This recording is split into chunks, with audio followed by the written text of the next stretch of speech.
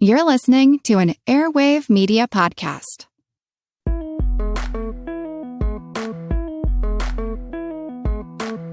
And the way a brand is different from marketing is a brand shapes and marketing sells. Hi, everyone. I'm Amy Devers, and this is Clever. Today, I'm talking to Beat Baudenbacher. Beat is co-founder and chief creative officer at loyalkaspar. Perhaps you've seen his work for Peacock, Paramount Plus, MTV, ESPN, Comedy Central, CNN Originals, and many more all over the entertainment and media space. Originally from Switzerland, Beat is a graduate of Art Center College of Design in Pasadena, California. He co-founded New York-based entertainment branding agency loyalkaspar with business partner David Herbruck in 2003. His new book, out in July 2022, available for pre-order now, is called Somewhere Yes, The Search for Belonging in a World Shaped by Branding. Beat is someone who deeply questions what branding is and the social problems it's caused. He believes the tools of branding have the capacity to help us recover from our recent dystopian trajectory, as equally as they had the power to cause it. It's a refreshing take and an eye-opening perspective. Here's Beat.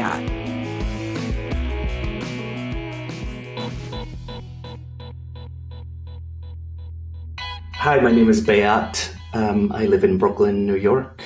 I am the chief creative officer and co-founder of loyalkaspar, which has turned into a branding agency. And I do it because I love design and I love figuring out the simplest and clearest way to communicate something. I appreciate that. Simple and clear communication. It's just more important than ever. But before we get into that, let's go back to the beginning. I'd love to hear about your formative years. I grew up in Switzerland in a small village about an hour and a half northeast of Zurich.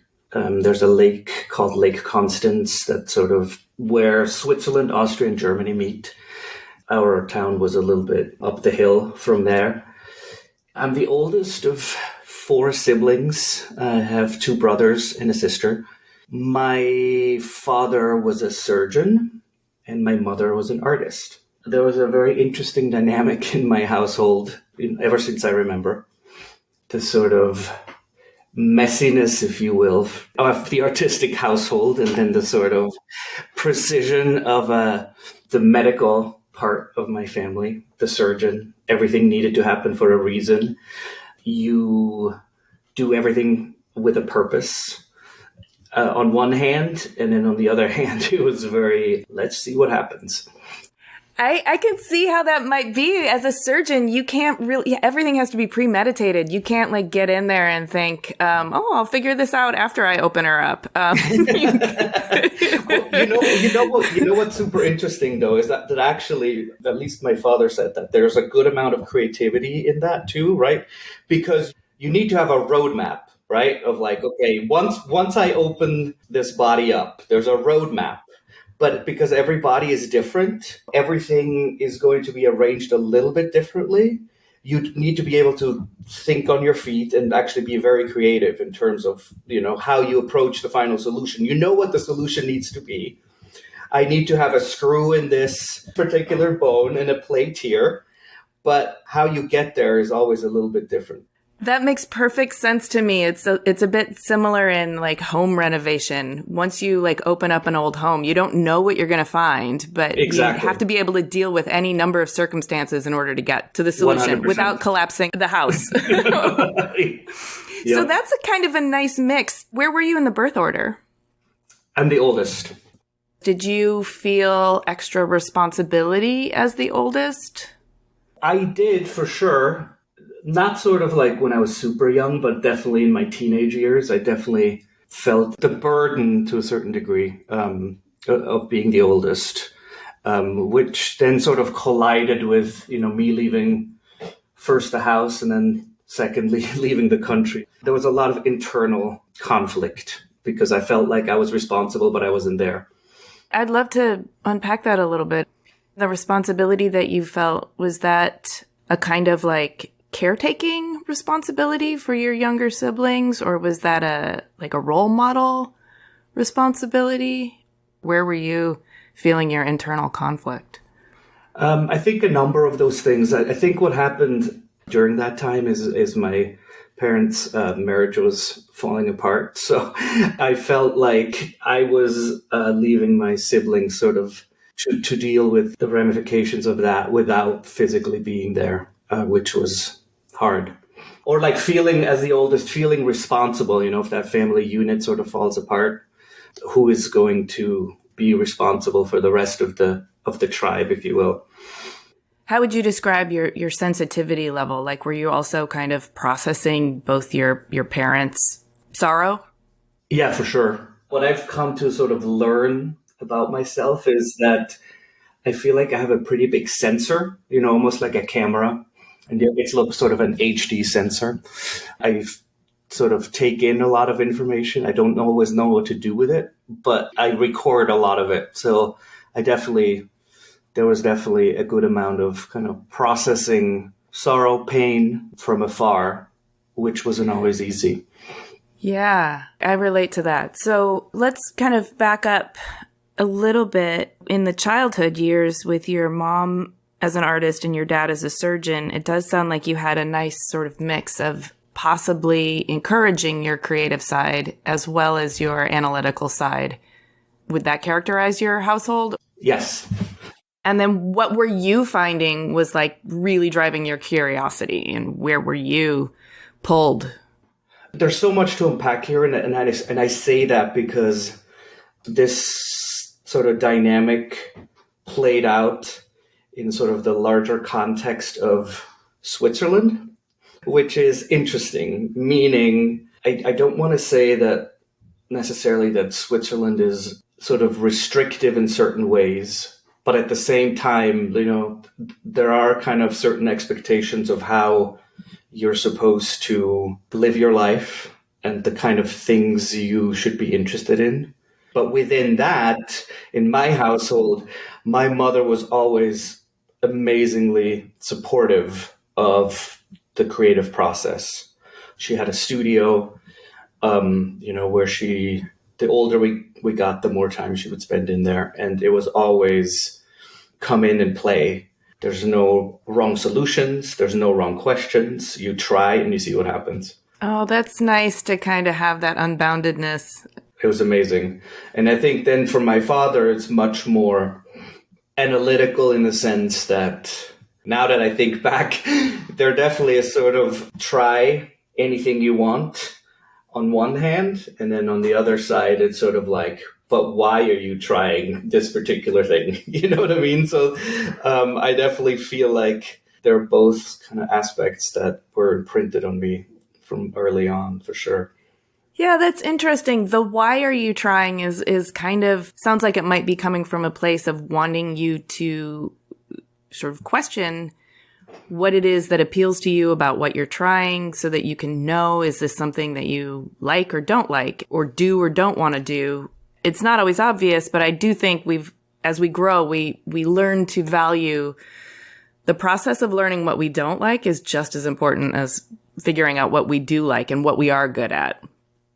Oh, 100%. In many ways, I think both of those sort of aspects, consciously or unconsciously, have definitely led me to sort of where I am today and the kind of work that I do, because I definitely feel like you need both of those aspects. There needs to be a room for play, but at the end of the day, you also need to be able to rationalize your decisions and fight for them if you believe in them. Yes. Sounds like things got a little turbulent in your adolescence.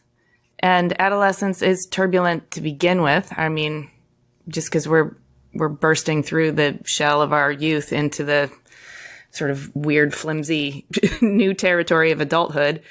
How were you sort of expressing your creativity and finding your direction while you were also kind of, processing your parents' relationship and your responsibilities to your siblings? As far as I can remember, I've always taken advantage of my mother's playground, if you will. So, and she encouraged us from an early age, to be in there in the studio with her. So that was a big aspect. So I've always kind of felt very comfortable sort of asking creative questions and also early on realizing, accepting failure, right? Because a lot of the creative process is some things work and some things don't, and you have to try them to figure out what works and what doesn't. Yeah. So, being very comfortable with failure and then just keep trying until you find a solution that you like. What form was that taking for you? Like, were you doing graphic design or painting or music? Painting mostly. Painting, canvas, acrylic, oil paints, that sort of thing. We were early adopters of the Macintosh, or I don't know if it's how early that is, but it's actually sitting right next to me. It's a Macintosh Classic that was the first computer we had in our house. At some point in my teenage years, I also started writing. So words were always fascinating to me. And then early on, obviously, handwritten, and then with the introduction of the computer, typography in its very rudimentary form. So printing things out and then using those in other pieces of artwork was always super interesting to me. So in that sense, I really started to kind of diverge from the kind of work that my mother did, which was more abstract, color-based. She started to use a lot of pigments and wax and sort of like in a Mark Rothko kind of vibe. And then I started using, imagery, photography, typography, again, in very sort of rudimentary ways, right? I would, scan things, print them out, and then find ways to like transfer them to a canvas in some shape or form, and then just start playing around with those kind of things. So that was kind of how I got into that aspect. And then this was probably when I was 17, 18, when we graduated from high school. You have a yearbook here, right? We don't have yearbooks per se, but what we did was sort of like a graduation newspaper. Graduates would be writing articles about certain teachers or certain classes or just kind of their experiences, and you'd have class photos and things like that. So I ended up volunteering to design this with a friend of mine, and her father was a graphic designer. And so we spent a lot of time scanning and writing and, photoshopping. That was sort of my first introduction to that world. And her father was, as I said, a graphic designer and super supportive and just a really kind human being. So that was my introduction to this world. I love that. That does sound like a pretty formative and foundational experience for you. Yes, for sure. 100%. And I loved it. Did that inform your decision to study graphic design, or walk me through your decision to move to the US and go to Art Center? So a decision might be a bit of an overstatement. Okay. So this is where we get back to the sort of general sort of framework of Switzerland. I did an exchange year when I was 17. I did an exchange year in California, and I spent a year there. And I went back to Switzerland, finished my high school diploma, and had absolutely no intention of doing anything with graphic design or anything visual in any shape or form. What happened was my father came back from a surgical conference and mentioned that he'd run into a friend of his whose daughter started at a school called Art Center in Europe. So Art Center had a campus in Switzerland at the time. It was sort of a sister campus. So Art Center Pasadena and Art Center Europe. It was a private school, so it wasn't really on the radar. I was supposed to go and study economics. And that summer, after he came home, I just had this sort of epiphany of like, I want to try this. I spent a summer putting together a portfolio, went to the French-speaking part of Switzerland, dropped it off, and a little bit later, I got accepted. So in that sense, again, I don't know if it was a decision more than an impulse more. The way I ended up in Pasadena is that after the first 2 terms at Art Center Switzerland, they closed that campus down. And we were actually presented with 2 options. You can either go to Pasadena or you can go somewhere else. So because I had already lived in California for a year, I ended up going to Pasadena. So California was not a foreign concept to you at this point, but the impulse to go to Art Center was sort of driven by it being local, convenient, and an epiphany. And then I also read that an encounter with the Swiss military service had something to do. I was researching you and I was like, I need to ask about that because that doesn't make sense to my American brain. Okay, so we are required, at age 19 or 20, you have to do 4 months of basic training in the Swiss military. That's what I did. It was formative in the sense that it frightened me. So a lot of things sort of crystallized in my brain. I realized how many bad things can happen when you put a lot of human beings in close proximity, tell them to wear the same thing, and communicate a belief system to them. The reason that sort of, let's say, encouraged me to leave Switzerland on a more permanent basis is that you're supposed to be going back every other year for a couple of weeks. And after those first 4 months, I literally said, I can't ever do this again. It solidified my pacifist beliefs, and I never wanted to put on that uniform ever again. So when the opportunity presented itself to go to Art Center in California and then later to move to New York, that was definitely in the very back of my mind. I did not want to go back and put on that uniform again. And I can see, as somebody with an extra HD sensor, that would be a kind of uncomfortable constant input.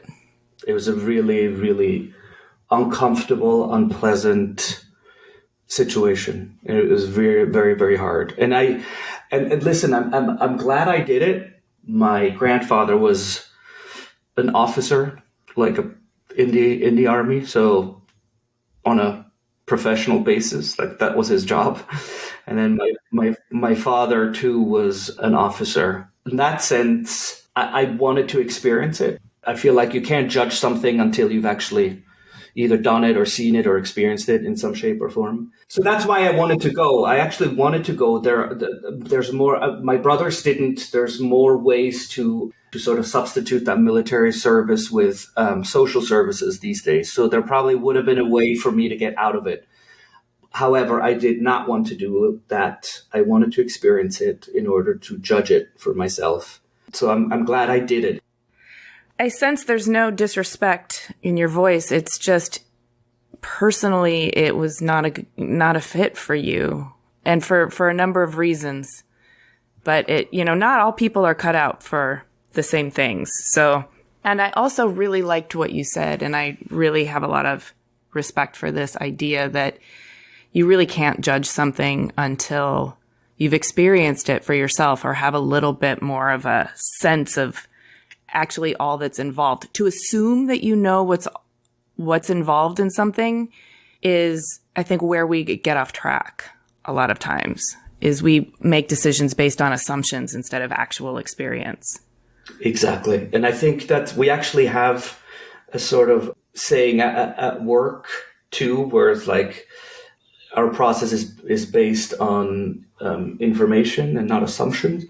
I don't know if and how this sort of applies to, the general cultural environment that we live in. But I do feel like if we had a little bit more empathy and tried to understand somebody else's point of view, rather than making snap judgments and assumptions about other people's worldview, I think we might be a little better off, or it may be a little less contentious, a little less conflict based, the sort of conversation that we seem to be having in the public. It also means that people would have to be more tolerant of people not fitting cleanly into labels and boxes.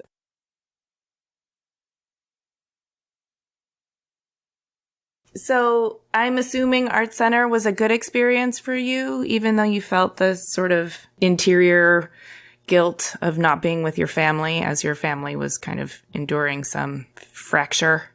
Yes, it was. I absolutely loved it. It was not easy in the sense that, even there, I was coming up a little bit against the sort of structures of what was expected of me. Like I wanted to take film classes and I wanted to take, classes that didn't fit neatly into the communication design curriculum. So I was having to fight a little bit and to experience some of these other tracks that I thought were super interesting. So there was a bit of frustration with that, but the work itself, I absolutely loved. It was, I definitely felt like I had found my calling. I mean, and doesn't that feel good when you can sink into something, even though it's incredibly difficult and you can sense that you're growing? So you're experiencing like a deep learning curve and growing pains all at the same time. But there's something resonating in your soul that's like, this is what I'm supposed to be doing. Oh, 100%. I mean, I don't think there's a feeling like it. This was in 1994, I think. So computers were still in sort of like the Power Mac phase, the like gray box. I'm dating myself a little bit now, but I'm happy to do it just to sort of say that there was a sort of an affinity, if not love, for this tool, that was still, a little new in our worlds, but there was something about that.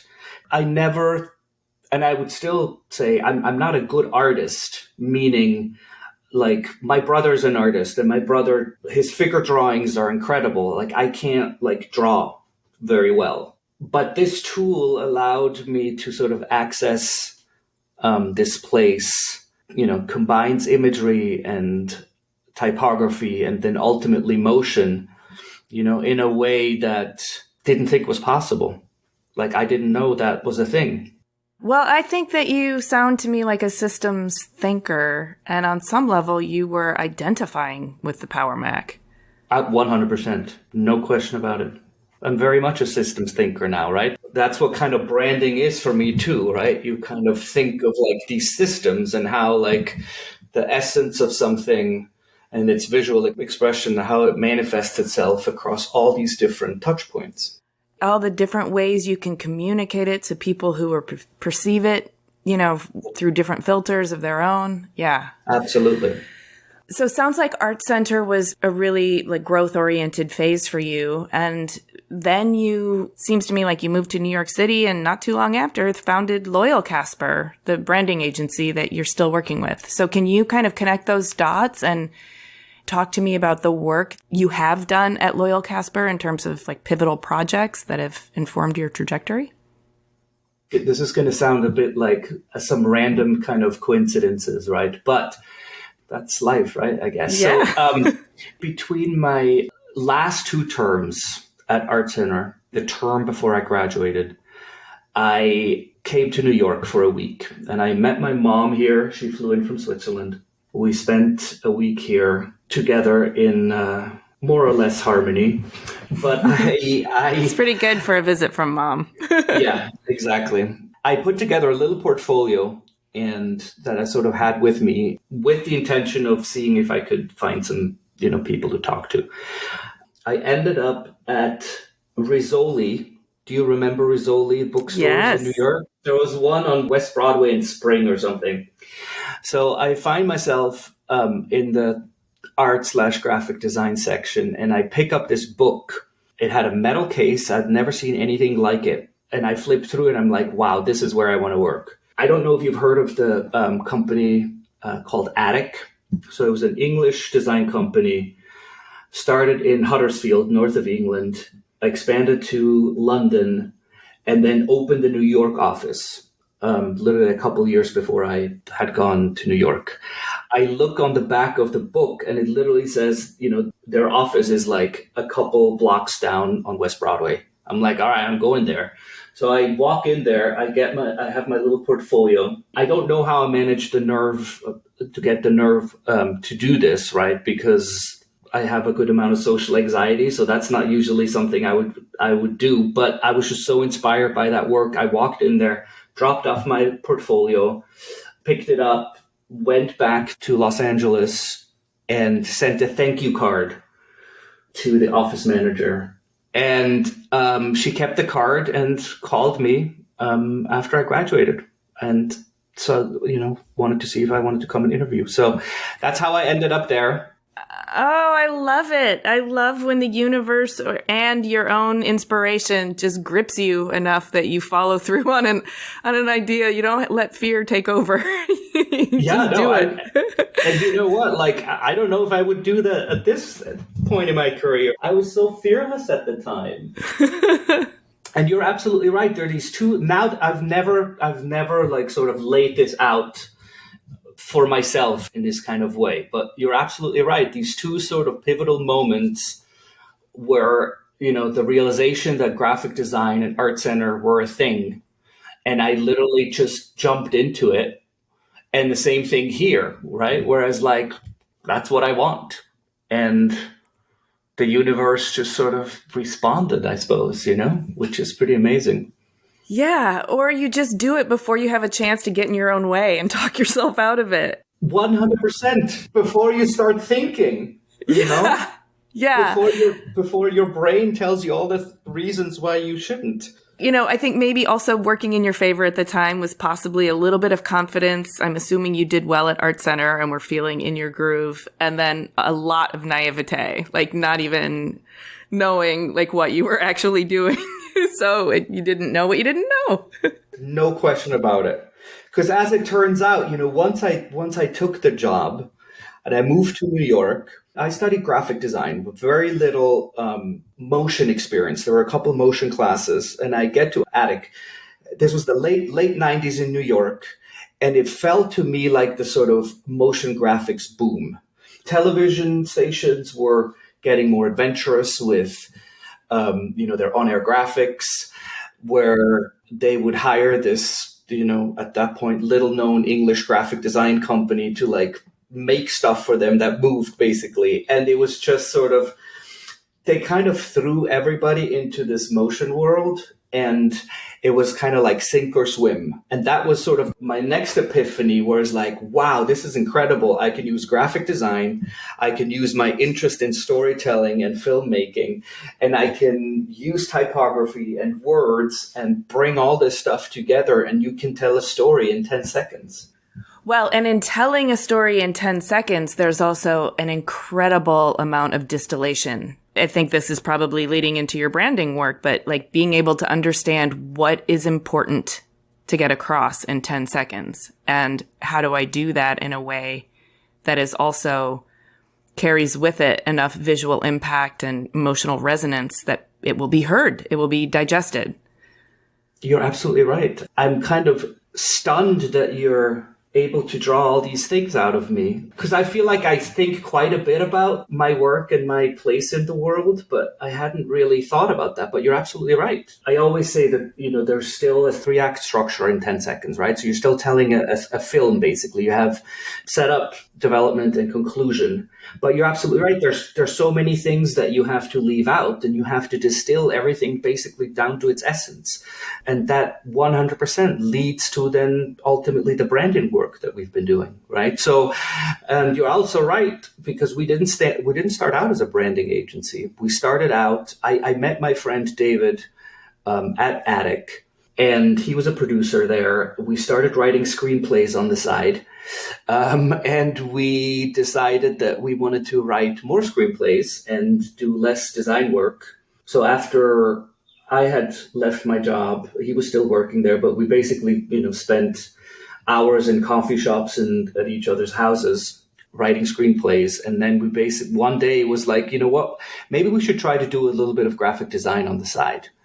So that's when the idea came up of like, okay, let's just rent a couple of desks, somewhere. We'll do a little bit of graphic design and we'll keep writing. That was the start. And what we did back then was mostly sort of graphic design packages for VH1, MTV, the sort of Viacom, universe that we still work with to this day. But it was really mostly, small kind of graphic design packages for shows, some logo work.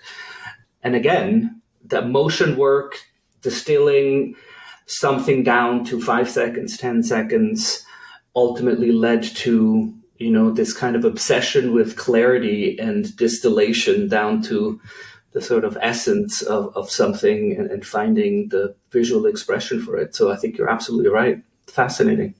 Okay, so you founded Loyalkaspar with David in 2003. So you've been at it for a while.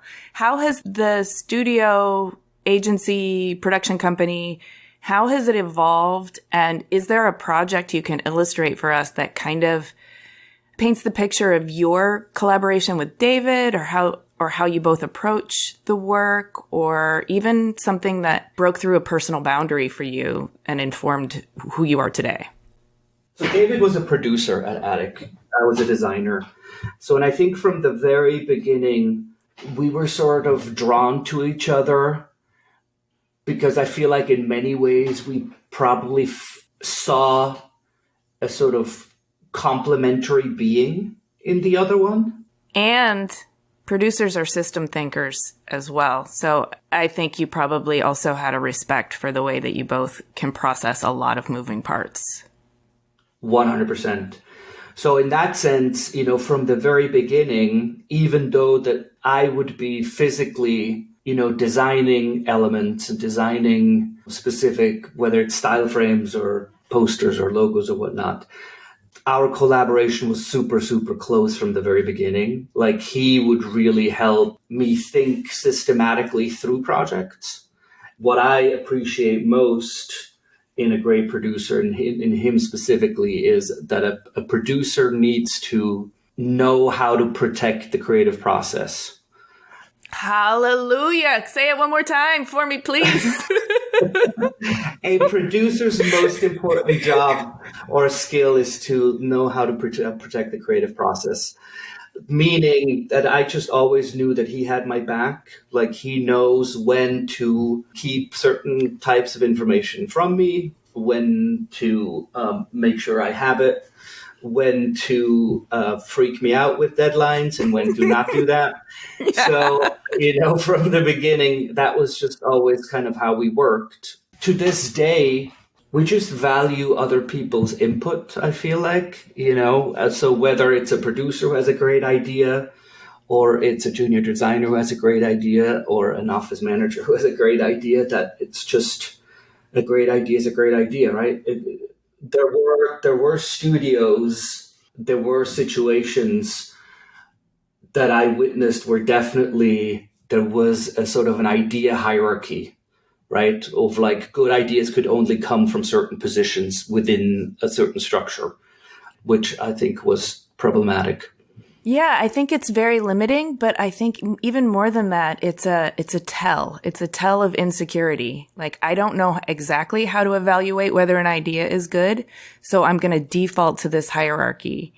And I think that's kind of a mess. Like, if you're in that situation, then you can never truly trust that the good ideas will rise to the top and get the support they deserve. That's exactly it. Like, we default in other places, right, to where we place our trust in certain positions rather than the ideas or the merits of a person rather than the position. You know what I mean? Yeah. I haven't really spent a lot of time working in office environments. I've always been freelance, let's just say that. But I can imagine a culture that sort of says to people a good idea can come from anywhere is a culture where people want to contribute their best. And that is the best kind of culture I can imagine. Yeah, I think you're absolutely right. I feel like, you know, at some point, this was probably about 6 or 7 years ago. Mm-hmm. So we had an office in LA, actually. And both of our offices, I think we were close to 50 people or something. And I think both David and I realized that we really did not like us getting to a size where hierarchy and structure are more important than we want them to be. You know what I mean? Because at some point... at some point you sort of need them to keep order, but it doesn't necessarily serve the end. Exactly. And we really did not like that. So we actually made a conscious decision to close the LA office, and we're back down to a much more manageable size. And it's much, much better because you're less likely to fall into these traps of hierarchy and positions. If it were up to me, we wouldn't have any job titles. But I also know that can be challenging as well. But I just love the idea of as flat a hierarchy as possible. Yeah, I sense that about you. And in a way, it's almost in conflict with an idea of branding, which is a kind of organizing principle.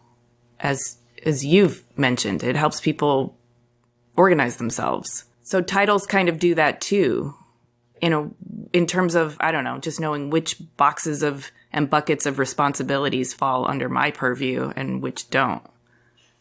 Absolutely. And you are hitting on a sort of, again, kind of an internal conflict that I struggle with a lot of times, because it is our job to kind of articulate and, again, strip away all the unnecessary to really communicate clearly. But what also happens is that process tends to flatten complexity, because you need to communicate. You have 2 seconds for somebody to drive by a billboard and see something they like, or 5 seconds, between, a commercial on television.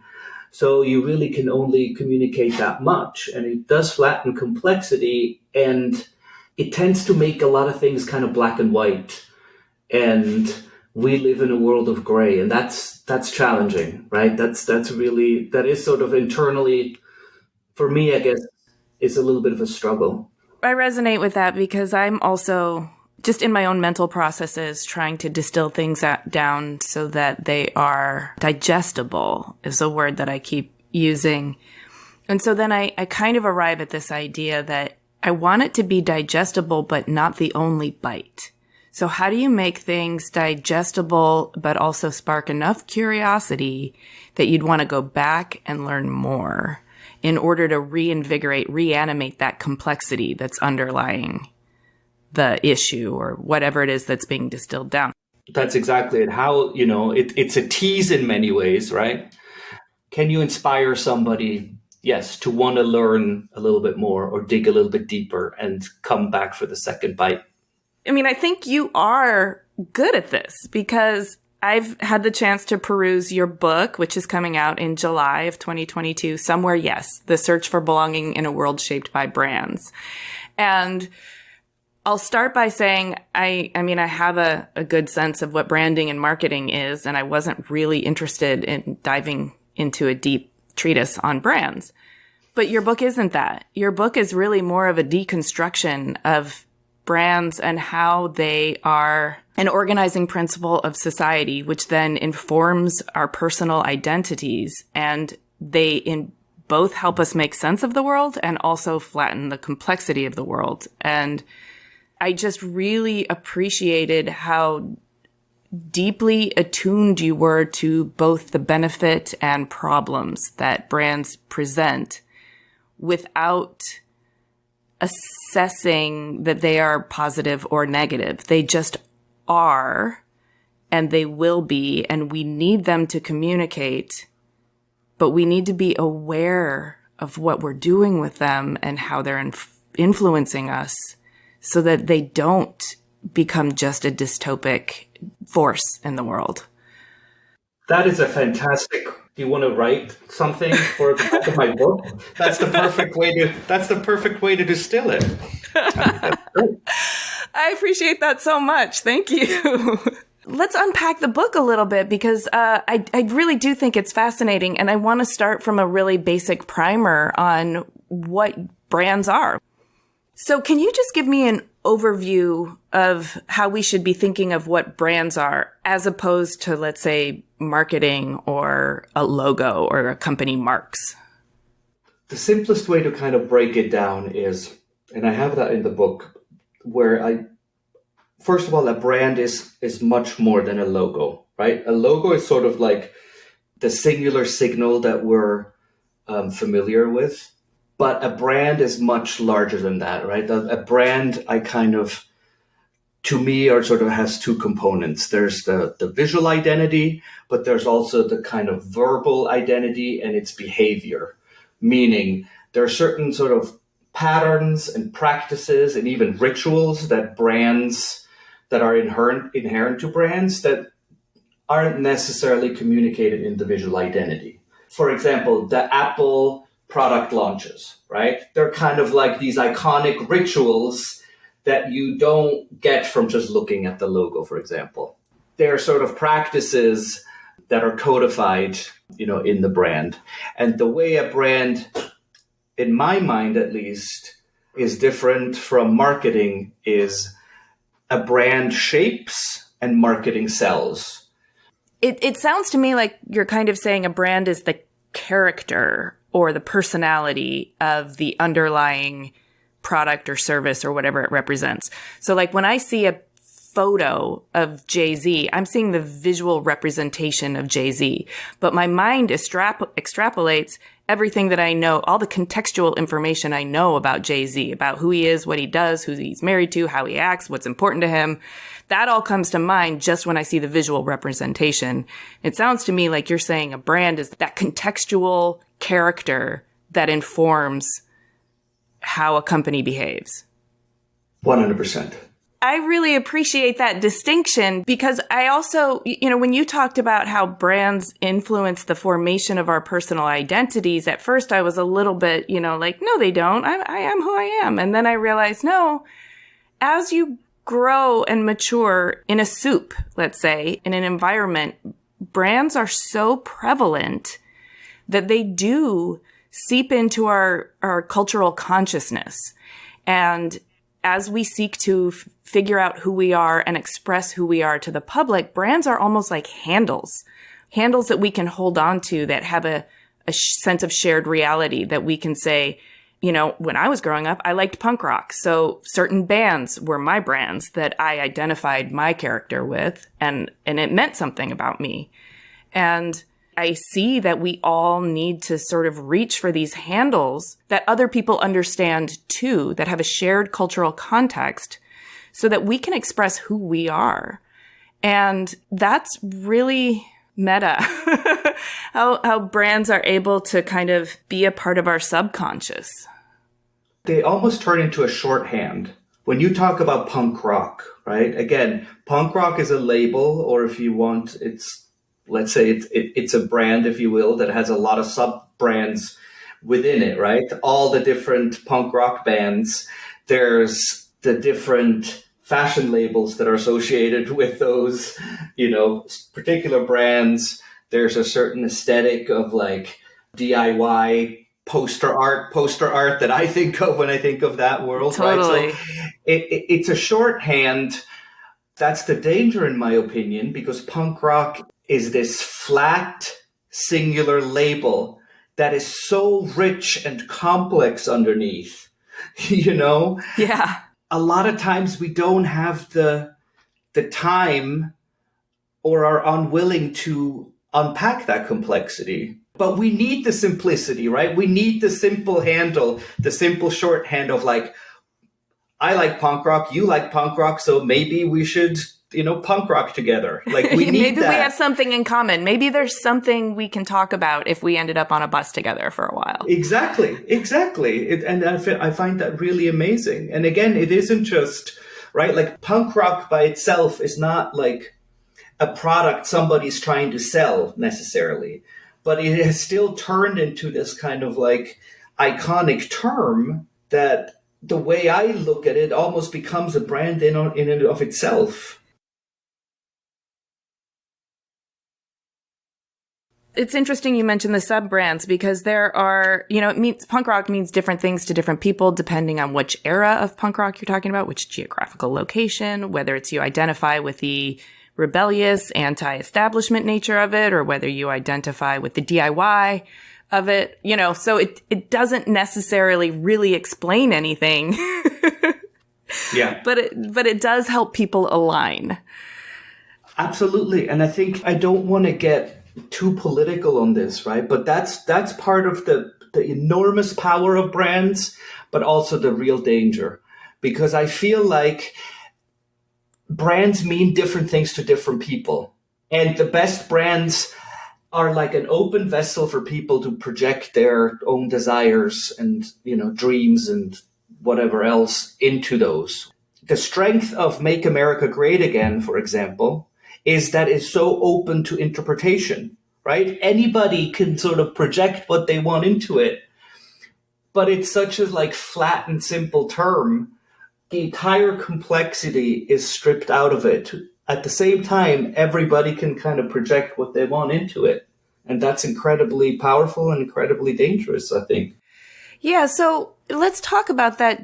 The danger seems kind of obvious, but you posit that the tools of branding have the capacity to help us recover from our recent dystopian trajectory as equally as it has the power to cause it. You tell me what the danger of branding is, but I think it is this flattening, this reductiveness, this black and white thinking that gets applied to everything. And then it almost kind of emboldens people to deactivate their own critical thinking and separates us all into, first of all, separate camps.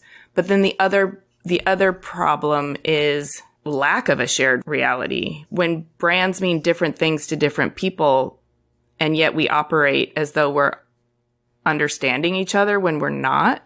No, exactly. I think that's really, really challenging. And I actually don't know if I have necessarily an answer to it other than, I mean, other people call it like media literacy. I almost want to call it like a brand literacy, meaning understanding that this is what happens by necessity in a world where everybody is fighting for everybody else's attention, where brands are fighting for our attention like they never have before. And you're constantly being bombarded with information, whether it's, breaking news alerts on your phone or the latest podcasts you should be listening to or the latest books you should be buying. You know what I mean?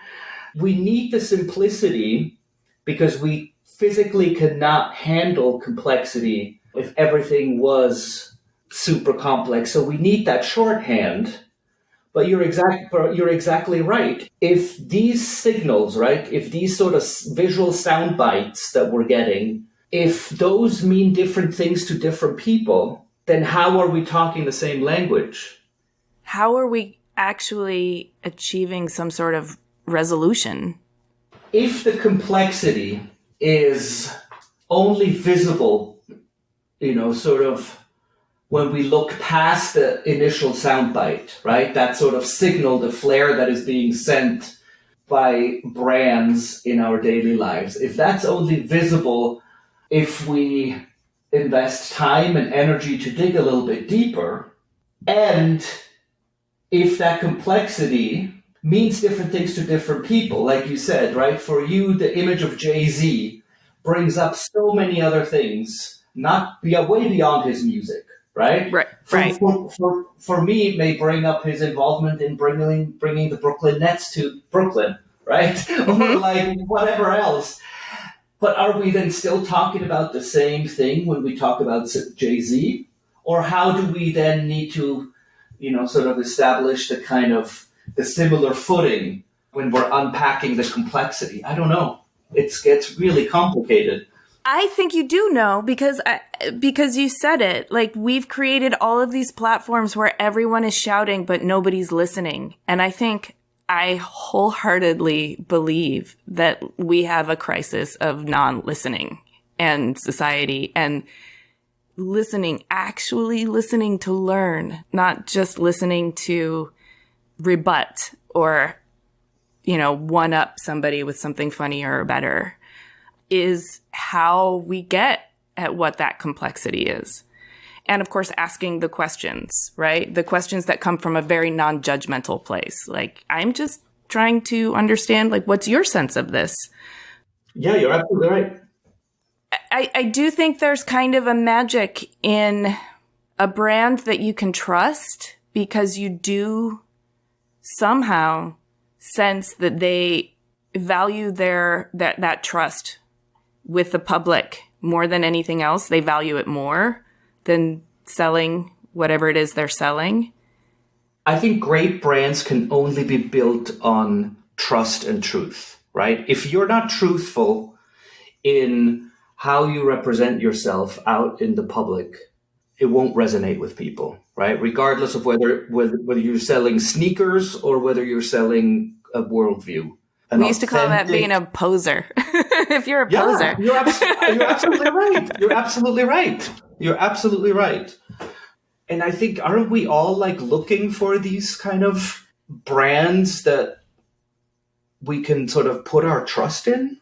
It is so challenging to hear the sort of real voices amongst all the noise that you just mentioned, right? Everybody is shouting and nobody is listening. Super challenging. And then there's this deceptive layer.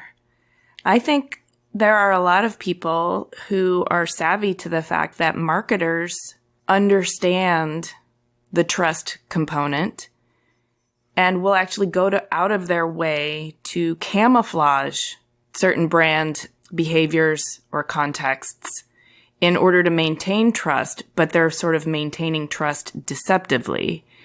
And so now we have this culture of everybody just being so suspicious. You're absolutely right. You have a branding agency and you value truth and trust. Doesn't that just irritate you that people are contaminating the space that you hold so dear with this performative trust building? I mean, it's really, really hard. But you got to keep fighting the good fight. You have to. Because if everything gets corrupted and polluted, we've got no clean water to drink. I love that analogy. I think I have something in the book or like we've as a society sort of surrendered the public square to brands, but we should be able to like ask them to pick up the trash that they leave behind and like clean it up, right? Clean it up. Yes.